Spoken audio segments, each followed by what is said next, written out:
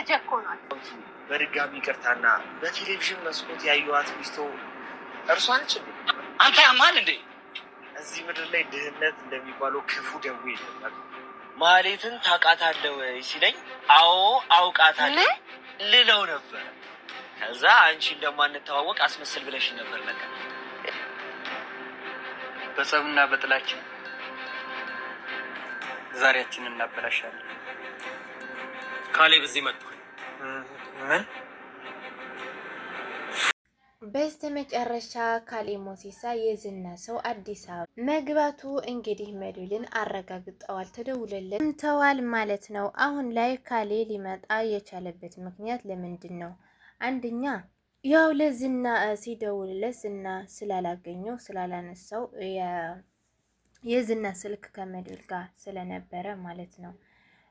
ዝና ቀኝ እጁ ለካሌብ ሞሲሳ እንደሆነ ሁላችን እናውቃለን።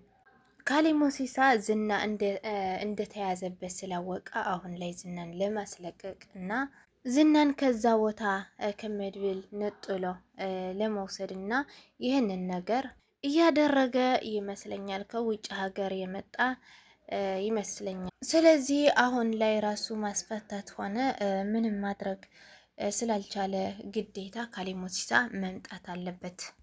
ስለዚህ ካሌብ ሞሲሳ መጥቶ ዝናን ሊያስፈታው ይሆናል ብዬ ነው የማስበው።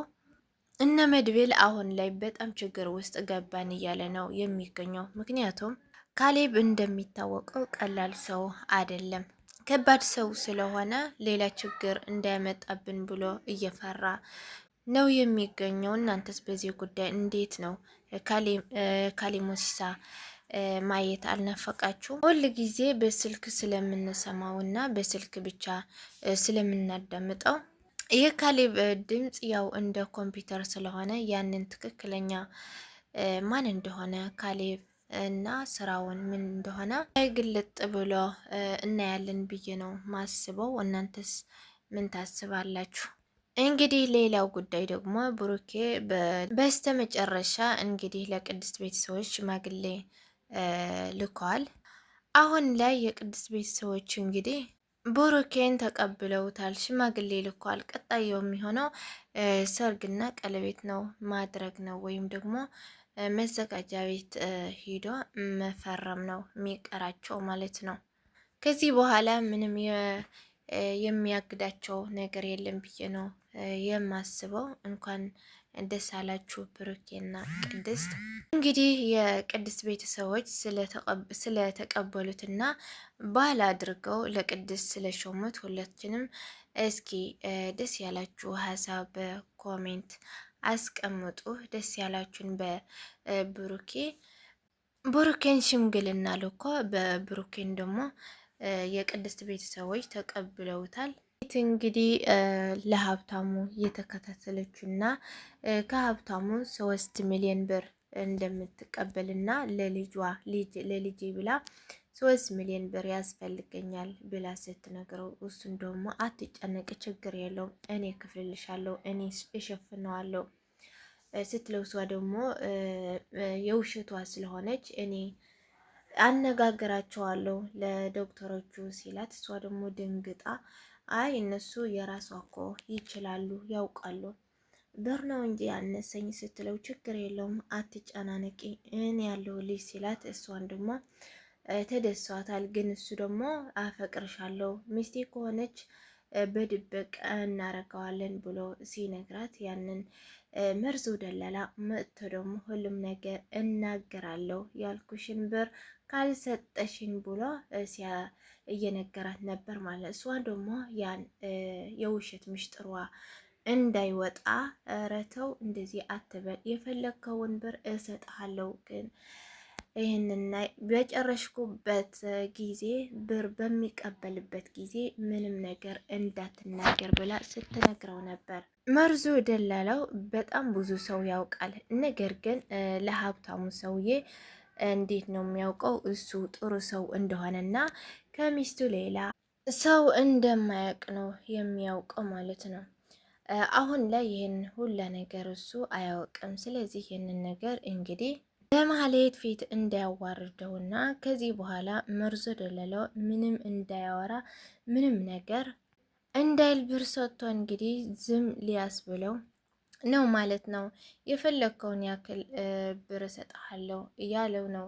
ምንም ነገር እንዳያወራ ከዚህ በኋላ መርዞ ደለለው የሚፈልገው ገንዘብ ከተሰጠው ደለላው ስለሆነ ደግሞ እሱ ገንዘቡን ብቻ ነው እንጂ የሚፈልገው ሌላ ነገር ምንም እንደማይፈልግ ይታወቃል። ስለዚህ መርዙ ደላላው ሁለቱም ነው እንግዲህ ሊሰጡት የተስማሙት።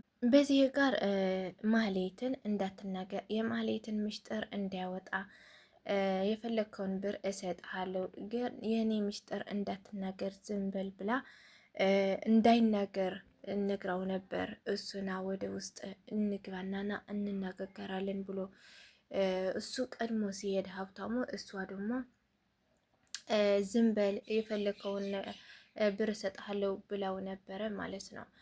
ሀብታሙን ደግሞ ሀብታም ሰውዬ ደግሞ ምንም ነገር የእሱ ሚስጥር እንዳይናገር ብር ሰጥቶ ዝም ሊያት መርዙ ደላላው በሀብታሙ ፊት እንዳላዋረድሽ እማዋረድሽ እንዳይመስልሽ፣ ስለዚህ ገንዘብ የምንደራደር ከሆነ ነው ብሎ ነው እሷ ማህሌትን ስለ ማህሌት እንዳያወራባት ብላ ከመርዙ ደላላው ላጋ ልታወራ እና ልትስማማ የቻለችው ማለት ነው። ነገር ግን አሁን ላይ በዚህ በኩል መርዙ ደላላው ከባለ ሀብቱ በዚህ በኩል ከማህሌትን ደግሞ በዚህ በኩል ሊወስድ ነው ማለት ነው ገንዘቡ። እንግዲህ ማህሌት ጭራሽ ላይ ያንን ገንዘብ ከመሰጠዋ በፊት ሌላ ስራ ልታሰራው እንደሆነ ነገረችው የምትገኘው ማለት ነው። አሁን ላይ ያንን ስራ ገና ልታሰራው እንደሆነና ገንዘቡን ደግሞ መጀመሪያ እንደማሰጠው ከዛ ስራ በኋላ እንደምሰጠው የነገረችው ነው ማለት ነው። አሁን ላይ ያንን ስራ የምታሰራው መርዝ ደላላው ማህሌትን አውቃ የፈለገችው ለምንድን ነው? እሱ ችግር ውስጥ ለማስገባት ነው ወይ? አሁን ላይ የሚሰጣት ገንዘብ ለራሷ ብቻ ለማድረግ ፈልጋ ነው? ያንን ገንዘብ የመርዞ ደላላው ብዙ ሲጭኝ እያለ ስለሆነ 300 ሺህ ብር ያክል ሲጭኝ ካልሆነ አወራብሻለሁ እናገረብሻለሁ እያለ እያስፈራራት ነው ማለት ነው። ስለዚህ ማህሌት መርዞ ደላላው የሆነ ነገር አስባለች ብዬ ነው ማስበው ያንን ገንዘብ ላለመስጠት። እስኪ እናንተስ በዚህ ጉዳይ ምን ትላላችሁ? ሀሳብ አስተያየታችሁ በኮሜንት ላይ ጻፉልኝ። ሌላ በኩል ደግሞ እንግዲህ ዝና አሁን ላይ ያለበት ሁኔታ በጣም ከባድ ሁኔታ ውስጥ ነው የሚገኘው። ምክንያቱም አሰቃይቶታል፣ ምግብ እንዳይበላ አድርጎታል። አሁን ዝና ከዚህ በፊት እሱ የሚያሰቃያቸው እና ምን የሚያደርጋቸው ምን ያህል መጥፎ እንደነበረ እና ከዛ መጥፎ ተግባሩ እንዲመለስ ነው መድብል ዝናን እየቀጣው የሚገኘው ማለት ነው። ምግብ ሳይሰጥ ውሃም ሳይሰጥ እየቀጣው ነው ያለው።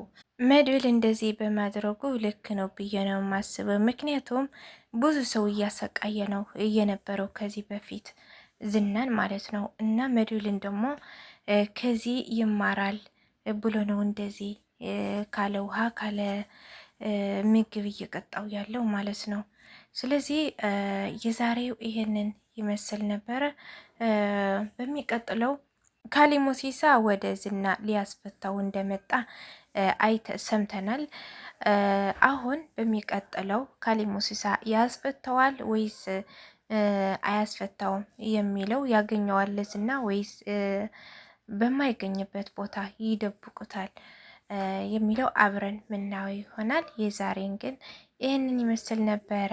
ሀሳብ አስተያየታችሁ በኮሜንት ላይ ያስቀምጡልኝ። ወዳችኋለሁ።